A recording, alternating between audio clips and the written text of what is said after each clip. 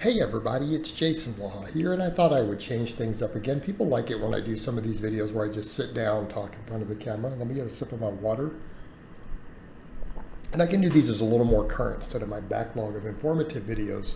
So I thought I would cover today, since yesterday I put one of these up on all my platforms, kind of saying, look, the direction I'm going, I am going to work, instead of primarily strength, I am working on physique a little bit.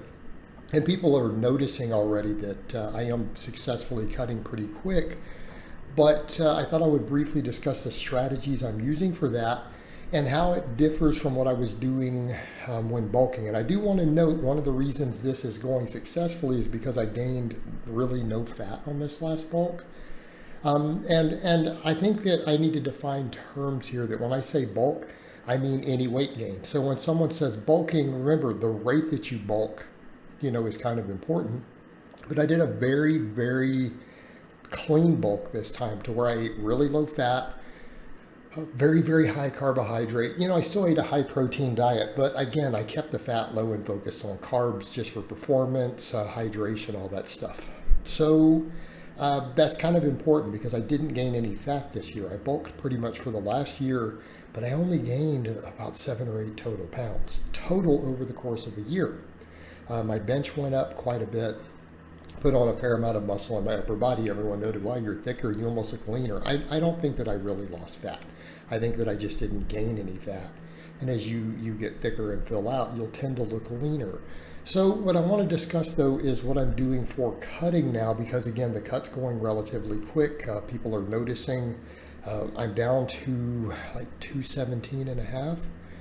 Versus being about 227, 228 when I started cutting. And I've done that in about a month, and I'm not getting hungry. And so the thing is, what am I using for strategies? I'll get into the diet in a second, but let me state, part of it had to do with mindset. I've adjusted my mindset going into this cut of saying, look, I know I need to get a lot leaner.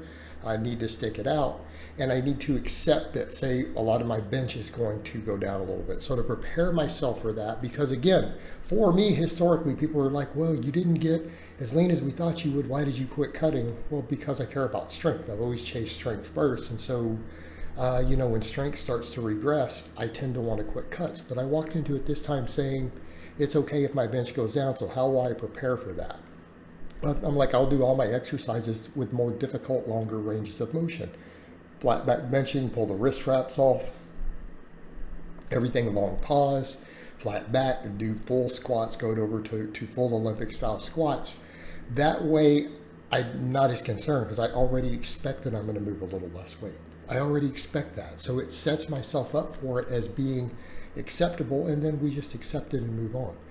That was part of my strategy, because I think for a lot of guys who chase strength, that is a big deal. When we feel our strength regressing at all, when we're losing body fat, there's that historic tendency for all of us, and myself included, to panic.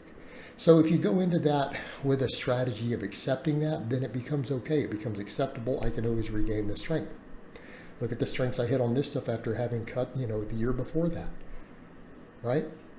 And I really kept my body fat pretty close to where that was while bulking back up, staying lean, and then hitting bench PRs finally. So I'll end up being able to do the same thing this time. So we just accept it as part of the process. But then I go, look, what's more important right now?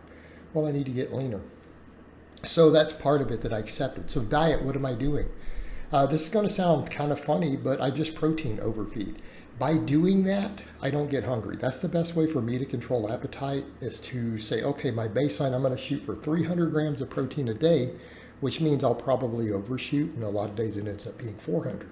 But if I just force feed protein all the time, I don't want to eat.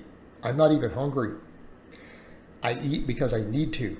And I'm also making sure I get enough, fruits in there, but keeping them lower calorie fruits, lots of vegetables, to make sure I get all my vitamins and minerals, and I just protein load. And then just to make sure I don't fall short on calories, I'm adding healthy fats in, peanut butter, olives, some guacamole, things like that. On top of all of my salads or inside of my yogurts and stuff, to make sure that my calories don't go too low, because I'm losing weight relatively quickly.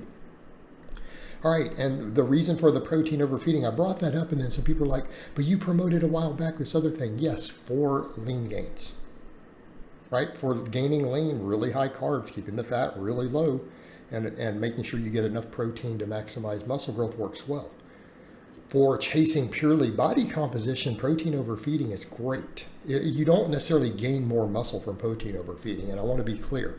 For me, it is a body composition effect, the thermic effect, the nutrient partitioning, the appetite suppression.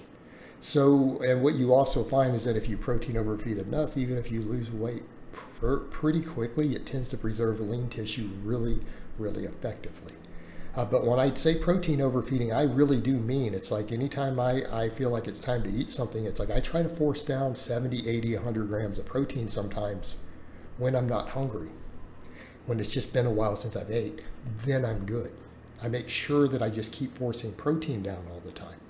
And it ends up being close to 400 grams a lot of days if I do that. And it becomes the dominant macronutrient.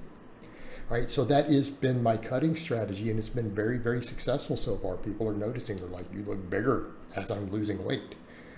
Probably not bigger. It just looks that way because you're losing fat while retaining all of your muscle. Well, that'll make you look bigger. It'll make you look bigger.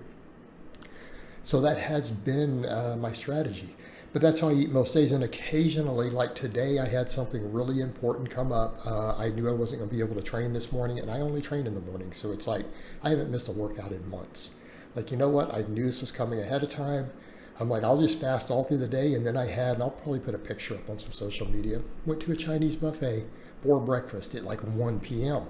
But I fasted all day. I'm in a massive deficit. I just hammered lots of protein. So all my plates were just high protein.